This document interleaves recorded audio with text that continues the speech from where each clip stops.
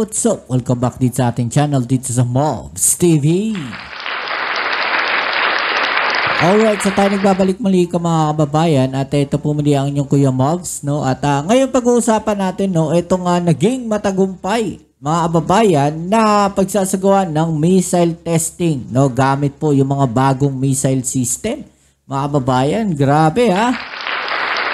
Iiyak na naman ang China dito mga kababayan. Baka sabihin na naman nila na sila yung tinatarget ng mga missile na to. Grabe, no? Advance mag-isip tong China eh, no? Tayo nyo. Malay nyo, balang araw gamitin din sa inyo yung mga missile system na yun. Pero syempre bago ang lahat, please don't forget to subscribe, like, share at comment dyan sa comment section.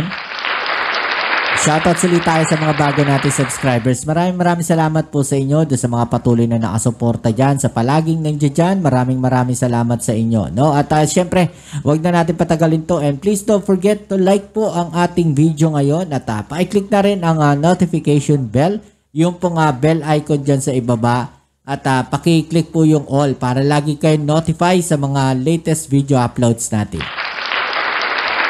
Alright, so huwag na natin itong patagalin at umpisahan na natin to mga tol. Let's go! Matagumpay na nakapagsagawa ng missile test ang Philippine Navy sa karagatan ng Maribeles, Bataan nitong April 23 gamit ang bago nitong Spike 9 line-of-sight missile system bilang bahagi ng MISSILEX 2025. Grabe sunod-sunod yung mga yung mga exercises na ginagawa ngayon, no? MISSILEX 2025, meron tayong balikatan exercises. Paano ba namang hindi mababaliw ang China dyan? Diba? Mapapraning at mapapraning ang ang China dito sa mga nangyayari na to. Talagang iisipin nila na sila yung tinatarget, no? Alam nyo, China, huwag yung pakialaman ng Pilipinas. Yan ang problema sa inyo Pinakikialaman ninyo kung ano yung mga ginagawa na pag-upgrade ng Pilipinas. Kung ano naman sa inyo, no? Ano naman sa inyo, China, kung nagsasagawa kami ng mga exercises. Yung balikatan exercises na yan, matagal na yan. No? Ano naman sa inyo kung nagpapalakas ng puwersa ang Pilipinas, kung nag-upgrade kami, no, ng armas. No, kung nagte-training kami para mas madagdagan yung kaalaman ng Pilipinas. Ano naman sa inyo, China? Di ba nga pinagmamalaki ninyo, no, na kayo yung may pinakamalaking naval force, no, sa buong mundo? Bakit kayo para napaparanoid, para kayo napapraning? Katunayan lang ba niyan na talagang hindi malakas ang puwersang hukbong pandagat ninyo? Na puro showing. So ano lang kayo? Parang showing lang? Showing?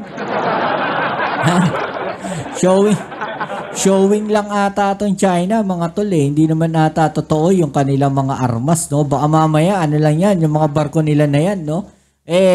One time use lang yan para mga gamit galing China.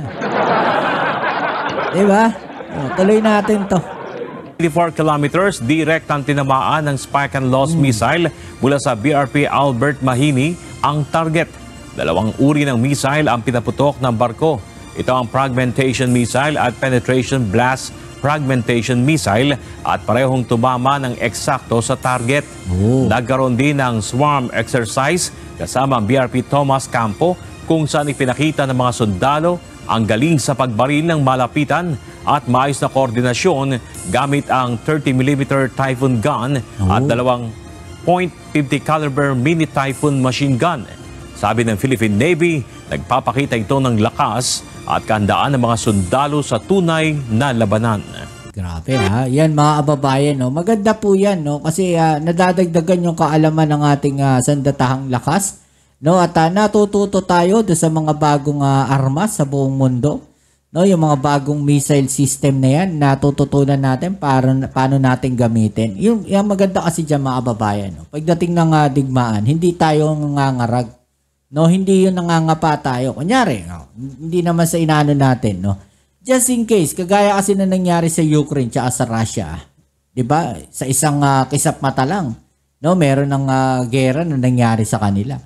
Ngayon, kung hindi tayo handa sa mga ganong senaryo, kawawa tayo. 'Diba? Nandiyan nga yung mga armas, andyan yung kagamitan ng Amerika, nandito yung puwersa ng Amerika. Paano naman natin gagamitin yung mga yan kung hindi natin alam gamitin? Kung hindi natin alam i-operate? Diba? Useless din yan.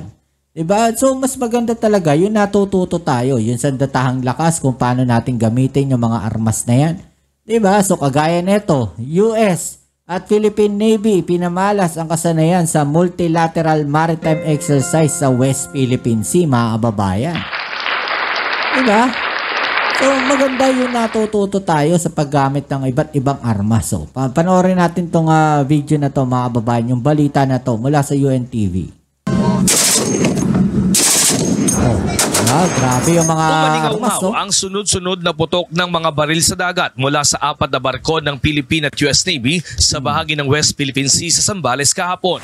Pinaulanan ng bala ng tropa ng US at Philippine Navy ang target nilang isang killer tomato na kailangan nilang palubugin. Bahagi ito ng isinasagawang pagsasanay ng mga sundalo ng barko ng USS Contact LSD-45 ng US, BRP Ramon Alcaraz PS-16, BRP Apolinario Mabini PS-36 at ang USS Savannah LCS-28 ng US. Pero sa huli, ang BRP Ramon Alcaraz ang nakapagpalubog ng target nilang lahat na killer tomato.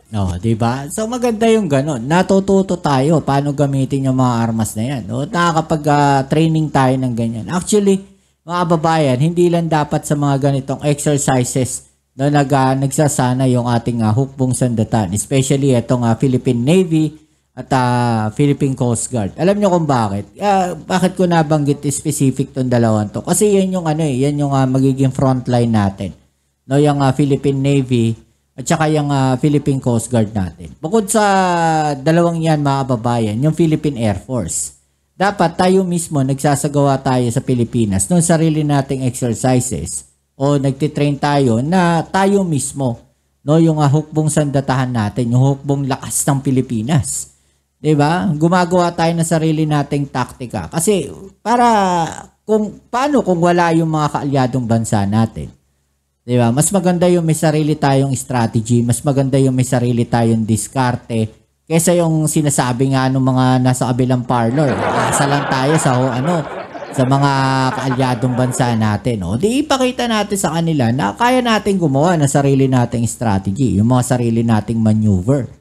Diba? Iba pa rin kasi yung ganun na at least on first hand, kaya nating idepensa yung ating bansa. Diba? May mga armas nga tayo, may mga eroplano, may mga barko tayo, pero wala tayong strategy na sarili natin.